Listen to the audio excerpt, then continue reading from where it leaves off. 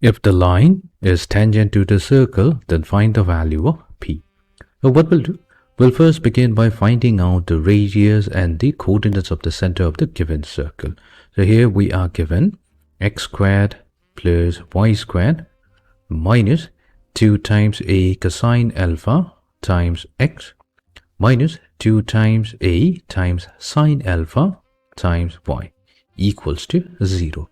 If we compare this with the general equation of the circle, which is x squared plus y squared plus 2 times gx plus 2 times fy plus c equals to 0, then we can immediately find out the value of g, f and c. So 2g will be equated with negative 2a cosine alpha, and we get negative g equals to a cosine alpha. And we have 2 times f, so this will be equals to negative 2a sine alpha, meaning the value of negative f is going to be positive a sine alpha, and c value that equals to 0. The reason why I have considered negative g and negative f, because that's the coordinates of the center of the circle. So the coordinates of the center of the circle is given by negative g comma negative f.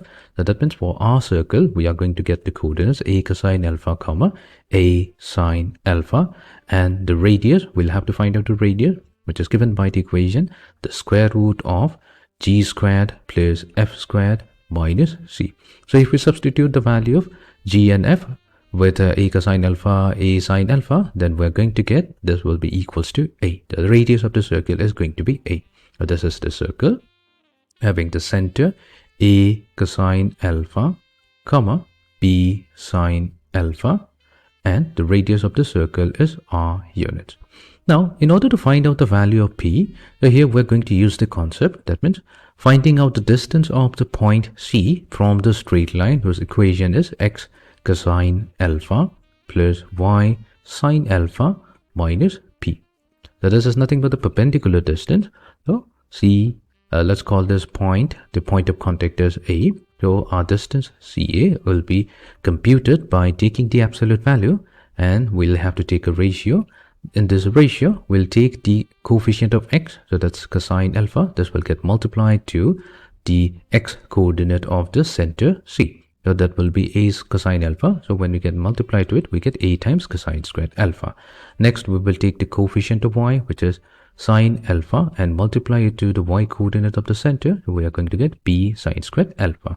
And then we add the constant term, which is negative p, and in the denominator, we're going to get square root of, we'll take the coefficient of x, square it, which is cosine squared alpha, add it to the square of the coefficient of y. So that's sine squared alpha. What's c? C is nothing but the radius of the circle. So radius r comes out to be equals to the absolute value of, this is my mistake, this is a here. So this is going to be a sine squared alpha. So that means in the numerator, we have a multiplied to sine squared alpha plus cosine squared alpha minus p divided by cosine squared alpha plus sine squared alpha. That's an identity with a value 1. So similarly, in the numerator, we also have sine squared alpha plus cosine squared alpha. That's 1 as well. So we have r equals to absolute value of a minus p. Now to find out the value of p, we're going to get rid of the absolute value to get a minus p equals to positive r, or the other scenario, we have a minus p equals to negative r.